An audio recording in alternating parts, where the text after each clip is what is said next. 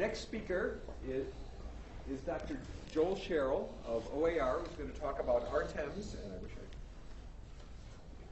I can do this, RTEMS scheduling and SMP. Normally, the past few years, I've given a presentation, which is kind of a, here's what's going on in the RTEMS world, the status of various things that have been going on. And this year, there's been a lot going on. This is the most active period I can remember in the entire RTEMS project. So this is just going to focus on one area of work. Just to throw out what else has been going on, we have been donated half a rack of labs of computing space at Oregon State University's open source lab, and a continuous integration testing environment is going to be coming up over the next few months.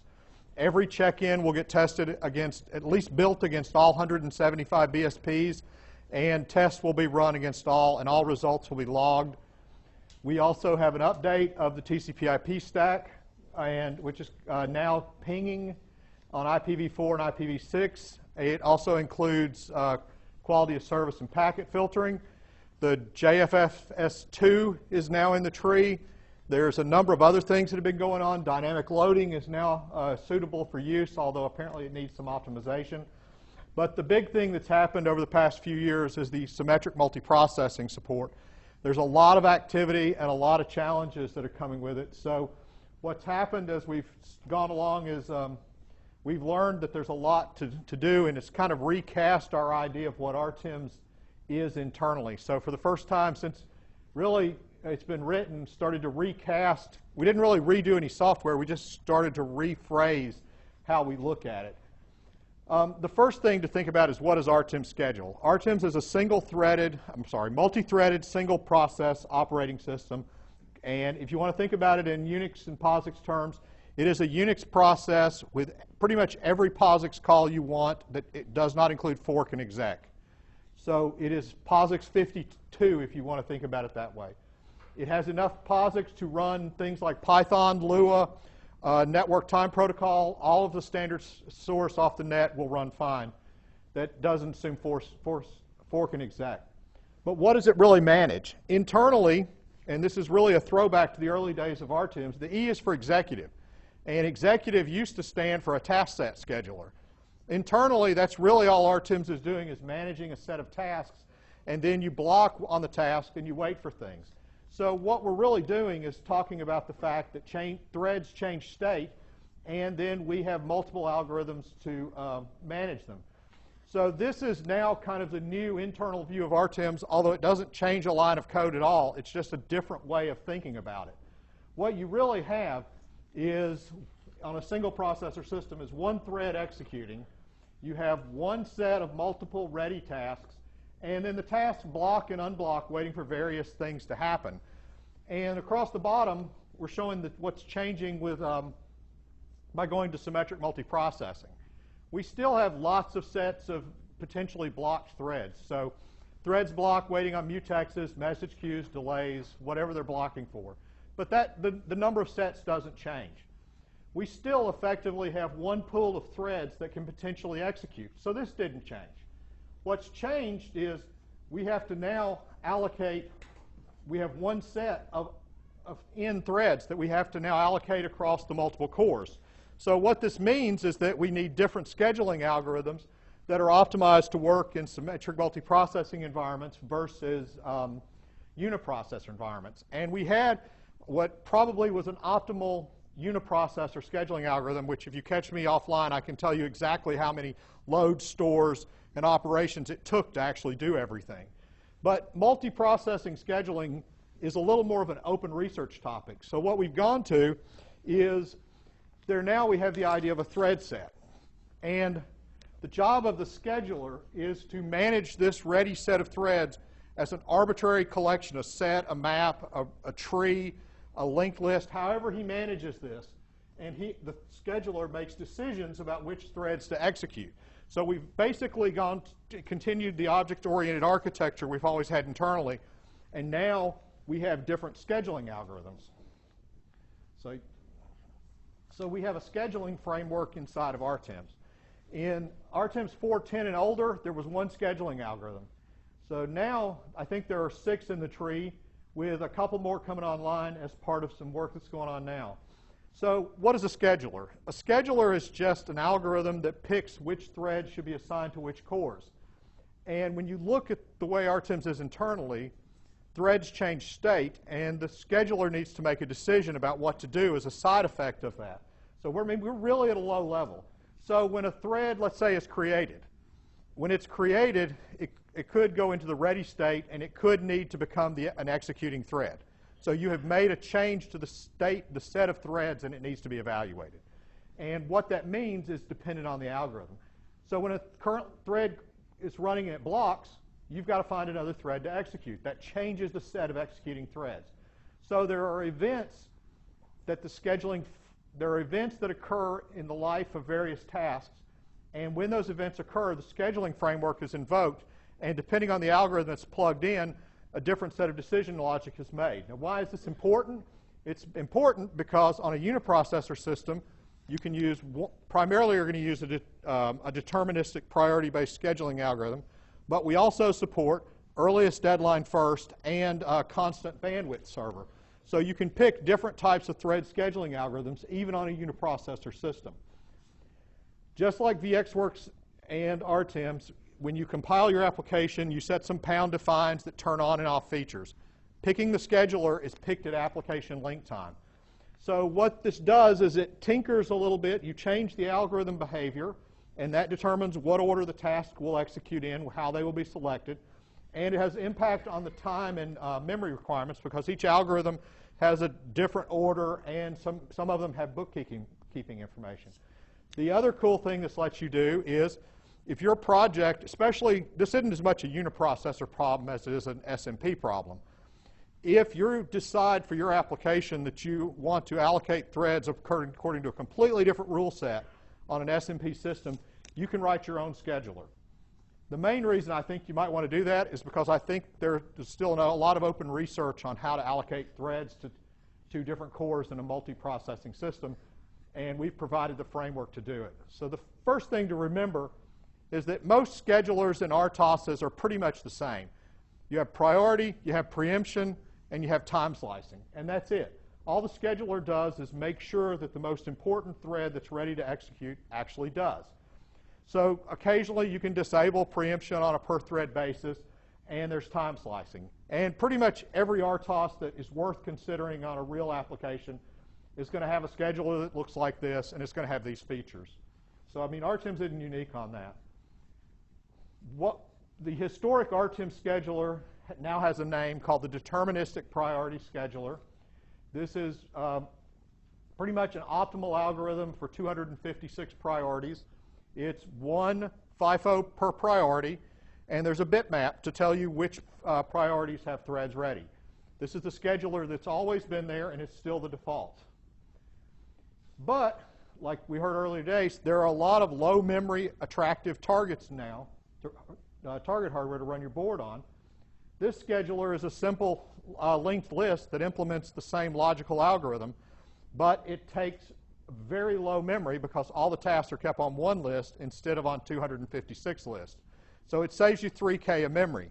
And although that doesn't sound like a lot when you're on a RAD 750, it sounds like a lot when you've only got 128K of RAM. So the idea is that if you're on a low-end hardware, you're probably only going to have 4 or 5 tasks, and inserting 4 or 5 tasks on a linear list isn't a big deal. If you've got 50 tasks, you're going to be on larger hardware, and you can afford the RAM to have a constant execution time algorithm. So again, it's an opportunity to pick the algorithm. The next algorithm we have is the classic earliest deadline first, which picks the thread to run based on when the next period. The periods are treated as deadlines, and the next thread to have a deadline is executed first. And if you remember, RTEMS has a manager called the Rate Monotonic Period Manager, and it allows you to set up tasks to run on a periodic basis. This scheduler is integrated with that. So if you have periodic tasks in RTEMS, they are basically scheduled by the earliest deadline first algorithm, which was defined back in the original paper and journal of the ACM in the early 70s. The idea here is that logically there's two bands of tasks. Again, we've heard these terms both days. There's a critical task set with deadlines. There's a non-critical set without deadlines. The ones with deadlines are scheduled ahead. This is another way. Let's see, the CPU utilization rule in rate monotonic scheduling can be used with priority-based schedulers to guarantee your task set is schedulable. This is the other algorithm that was proposed in the literature to be able to guarantee your task set will meet all of its deadlines. So it's not one most people have probably used, but it's a great algorithm. This is a variation on the earliest deadline first, and it's, I think, is API compatible at the quality of service library that comes with it, with the version of the scheduler for Linux. Basically, now you have a budget associated with each periodic task, and if the budget for that task is exceeded, then there's a callback invoked, and you as the application can decide what to do. And that may be to give up, it may be to reschedule, it may be to do some recovery actions. The point is, RTEMS has no idea what you intended to do. The key one thing we don't do is make arbitrary decisions of how you recover from faults. We don't intentionally halt the system. And this is kind of an exceptional situation where you need to know what to do for each task if it exceeds its registered period. So this is another scheduling algorithm which has advantages in some type of systems. The last bullet is kind of neat. In the earliest deadline first and in simple priority scheduling with periodic tasks, you actually will make an attempt to run a task even when, if you thought about it as a human, you wouldn't try. So it's 11:59 on Christmas Eve, and you still hadn't bought a gift for 12:01, and it's going to take you 10 minutes to check out. You might as well give up. You failed. And this algorithm basically detects you don't have enough time left to even attempt to try it. So it's a cool algorithm for certain situations. And the idea with RTEMS is, in a lot of ways, we never tell you there's one way to do things. Computer science usually says there's multiple approaches to something, and we try to let you configure it. So those are the current Uniprocessor schedulers. There is another scheduler called the simple SMP, and I have to take the blame for naming it because in my head on a whiteboard it looked really simple, but by the time it worked correctly, I would hazard a guess that it doesn't deserve the name simple anymore. But it was the attempt to write the simplest possible first SMP algorithm for RTEMS, and it was intended to have the same behavior as the regular priority-based algorithms, except the threads are spread across the multiple cores. So that was the intention. So it used the simple priority scheduler way of having a single linked list. So the idea here is if there's two cores and you have 4 tasks, the 2 highest priority tasks will run. And there's no association of processor to core. So they're just spread, threads are spread across the cores based on their priority. After I did that, the nice thing about open source is somebody goes, that's not very efficient. And I told them, I immediately said, you're right. It wasn't intended to be efficient. It was intended to prove that the SMP worked, not to write the best algorithm known to man. So he immediately came back and used the thread set management out of the deterministic priority scheduler and used it to write a constant execution time SMP algorithm. So now you basically have SMP extensions to the deterministic and the simple algorithm that do priority-based scheduling by spreading the tasks across multiple cores. So what we really have now is very simple, similar to what you have under Linux or any other normal desktop operating system, server operating system, where the threads are spread across the cores based on priority. So the next concept, which is in the process of being added, and I guess I should also say, since Daniel's here, we're doing a lot of work on SMP there's Daniel, he'll wave. You've seen him, he's the only one here with real hardware who didn't win a BeagleBoard. There's some work for the next generation microprocessor from ESA that we're doing with Geisler to make sure that the SMP is in really good shape for space missions. And on the Leon, Daniel's focused on the Leon 4, and we're focused on the algorithm and the RTEMS support. The group in Germany is adding something called partition clustered scheduling. This is a little complicated to think about, but it is really quite simple. The idea is that instead of trying to have one scheduling algorithm that looks at the whole system, you associate different scheduling algorithm instances with different cores. So basically, I can lock 2 cores with one scheduler, 1 core with another scheduler, so I could run earliest deadline first on 1 core, simple priority on 1 core, and I could spread all my non-critical tasks on the remaining 2 cores in a random mix. So what you've kind of got is an interesting combination of asymmetric multiprocessing on an SMP system with your tasks spread out in a way that allows you to do schedulability. And for those, I put this reference in because this is the go-to paper on how to implement locking and other operating system constructs in symmetric multiprocessing. It was pretty much the guidebook for how a lot of the Linux fine-grained locking and BSD fine-grained locking were done. So we're in the process now, and if you've watched the RTEMS list lately, you have seen a flurry of patches adding things to the C library and pthread.h. We are in the process of adding thread affinity. Thread affinity means you can associate a subset of the cores with each thread. So instead of like you being able to run on all 4, I'm only going to allow you to run on 1 and 2, and the guy behind you can run on 3 and 4. So I can use affinity to to do some load balancing and keep my system schedulable. So I can basically, you could do this dynamically, but in the space community, what I envision is that Infinity would be used like cluster scheduling to partition your task across and lock them to some cores. I can see a dual core system in which 1 core is doing all the I/O and 1 core is doing all the heavy-duty computation. So I can see some natural partitioning, and Affinity would let you do that. So before I go into that, for what we're doing for Affinity, there are no POSIX APIs defined for Affinity. So we have followed the Linux APIs for Affinity. So I'm whipping through here pretty much faster than I intended to, but that's okay. So y'all can slow me down and ask questions. So we're basically in the process of upgrading a lot of things in RTEMS to bring you SMP capabilities. So we're adding the ability to have multiple schedulers. So if new algorithms come along from the research community, somebody can implement them, because I fully expect as the smart people in the space community and other embedded communities, avionics, start to use SMP, we're going to find new algorithms that work better to schedule threads or different ways with different requirements for different types of systems. And we're allowing that to happen.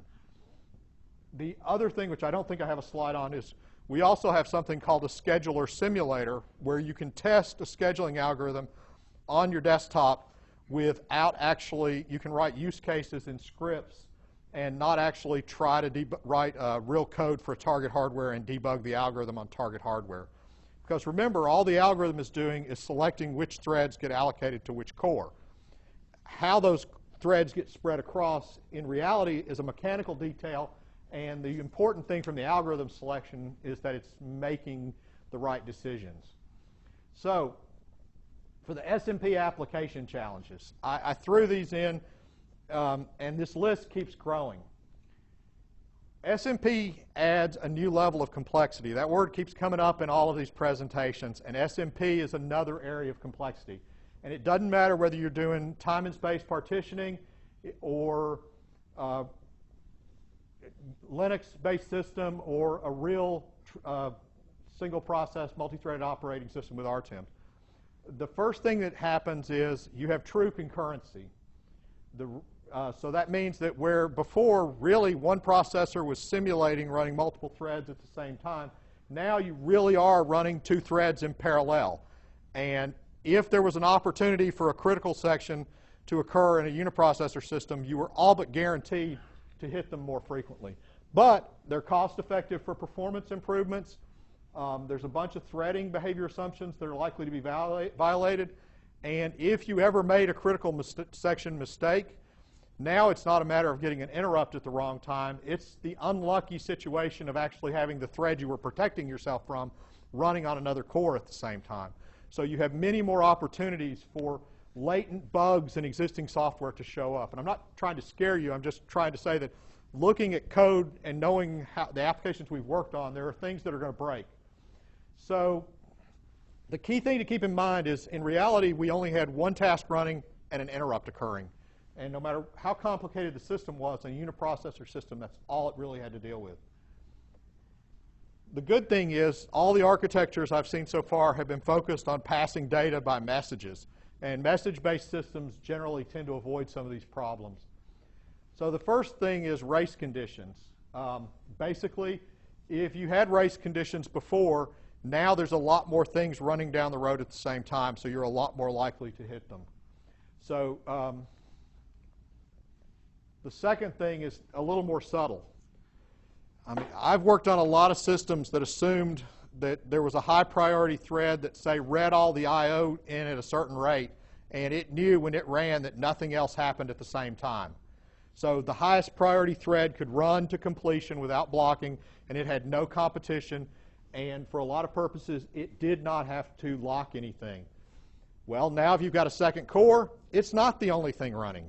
So it will implicitly have its assumptions violated. Now, whether these assumptions are documented or not is a problem. This is one, and in doing some research, we found out that there's actually seems to be a community solution to this.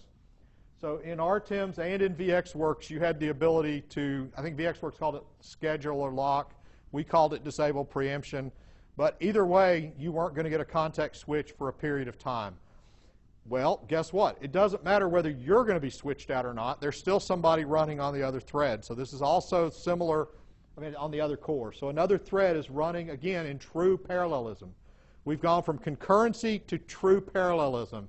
And that is a scary thing that we haven't really considered. So VxWorks and RTEMS both do not allow you to disable preemption anymore. So I hate to keep going, VxWorks does this too, but it's the same problem. We've got the same hardware, we have similar capabilities, and lots of times there's only one good technical solution. We've all disabled interrupts at one time or another, and guess what? You disable interrupts on your core. You didn't disable them on the other three cores in the system. So unless you're really careful about what you're doing and magically disable interrupts on all the cores at the same time, you're still going to get interrupts on the other core. So think of how many critical section assumptions from a uniprocessor are slowly just becoming utterly invalid. So again, it's multiple opportunities for the implicit critical section to be violated. So this turned out to be it's pretty obvious when you think about why this doesn't work. Has anybody ever used a per task variable in RTEMS or VxWorks or any other operating system? This is a set of APIs that allow you to say, I want this pointer in memory to be context switched with me. So if I'm running on core 1 and you're running on core 2, that memory location can only be correct for one of us. So per task variables are inherently broken on multi-core systems. Most of the time, this isn't the huge problem that it appears to be, but I know that the GNU Ada for a lot of ports actually uses per task variables. The Go language runtime actually uses per task variables. Generally, these are used in language runtimes that need context on a per thread basis or on support libraries in middleware. So any middleware support libraries that were multi-threaded aware and had a context per thread and used this construct are broken for SMP. This is where those are all things you address in your application or your middleware, and you move along, and we're all happy, and we learn from it, and we're smarter than we were when we started. This is one that will probably be very difficult to solve, and I think Daniel would agree this is something every system's probably going to have to worry about on its own, right? This isn't something that the operating system is going to solve in a general way for you. Depending on how you lay your code out in memory and what's running at any given time, you are going to have impacts on the caching. So you've got two processors effectively accessing the same main memory, each needing to cache different things. And so there can be cache contention between the two threads. And I know there's a study from, I think, I can't remember whether it's in the next generation processor or the Leon 3, but there's a study that shows if you lay out the code wrong, you lose like a factor of 10 in performance. So you have to be very careful on what you're doing with the cache. And there's also memory bandwidth, potentially memory bandwidth contention. There's also contention. You now have more cores trying to potentially hit main memory at the same time. So every resource along the cache and memory bus is potentially has way more impact than it used to. You used to have more one smart guy accessing the bus at a time, and the pattern was more predictable. This I have seen actually every ARINC 653 vendor presents really scary slides on what caching can happen. So I've seen it from every other vendor. This is a general problem that you're just going to have to worry about when you lay out your application. Chris Johns, who's from New Zealand and lives in Sydney, spent about an hour one night in chat telling me how horribly expensive the debugger was for a dual-core ARM, and how he was disgusted that he was using a $19 debugger on a Raspberry Pi, and he had a $15,000 debugger to debug a dual-core system. So this is going to be kind of an issue. I don't think the Leon is still pretty, not this bad. It's pretty cheap to get the hardware for, right, to debug. You don't need a special piece of hardware. But on other systems, but some of the other systems do. Intel actually has a proprietary interface to debug their dual cores on the, if you saw the board that they just came out with that they announced to compete with the Raspberry Pi, it has a proprietary interface that you have to sign an NDA and spend about $15,000 US to get the interface to. But so some SMP solutions, if you're used to having JTAG hardware, the JTAG hardware is going to get a lot more expensive. So, and even if you've got everything you need, the facts are that knowing what's going on every core when you're debugging increases the complexity of what you need to understand to debug the problem. So the debugger needs to be aware of what's happening on each core when you're actually breaking, and this is an area of improvement. So I did this at a conference earlier this year. So because I was doing this for a bunch of PhD students, and it was like, well, so if you were working and we're looking for a research area, here's some things to go out and try to tackle. And basically, a lot of the scheduling algorithms are not designed, when you look at them in the literature, they're order n cubed, or worse. They assume global state information, and they do heavy analysis, which means they're not practical solutions for deeply embedded systems on SMP. I think the community is going to have to come up with best practices on how do you assign threads to cores. I think there are some use case patterns like the splitting I/O from computation, dividing things into different critical task sets across the cores. I think there are some good patterns out there, but I think the community will have to do it. More debugging aids. The system and application tracing is going to have to be very carefully done to make sure that you're aware of what core things happened on, and that the SMP doesn't get in the way of the capturing. The worst case execution analysis is going to be harder, because if something happens in a different combination and messes with the caching or the memory bus bandwidth, then it's going to get worse. And memory interference and synchronization is going to be an area that's you're going to have to work through. The one thing to say about from an application standpoint, if you were used to using mutexes and you always use mutexes in message queues and OS constructs, you probably didn't fall into most of the programming traps. But a lot of uniprocessor applications in the control world have made all of those assumptions at one time or another, because they're not really wrong assumptions. And I'll be the first to tell you that if you've sat in on an RTEMS class, I have actually told you that the cheapest way to have a critical section is to disable interrupts. And then I told you the second cheapest was to disable preemption. And now I'm going to tell you that if you're going to SMP, don't do that. So I mean, it's just one of those things where we're all going to have to learn some better programming habits for concurrency, where just to make this happen. So this is where we're working.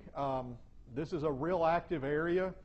We are working on improving the fine-grained locking We are trying to keep the behavior of RTEMS consistent from Uniprocessor to SMP configurations. We're really trying to make sure that we've got a framework that'll grow. And I think right now you would be hard-pressed to find another RTOS that gives you the flexibility and being able to pick the scheduler, or if something new comes down the road, that you could actually replace it. And that's one of the things we thought was critical moving forward, was acknowledging the fact that this was still a moving area and that we didn't want to nail down to one algorithm that may turn out a year from now not to be the best algorithm that somebody could do.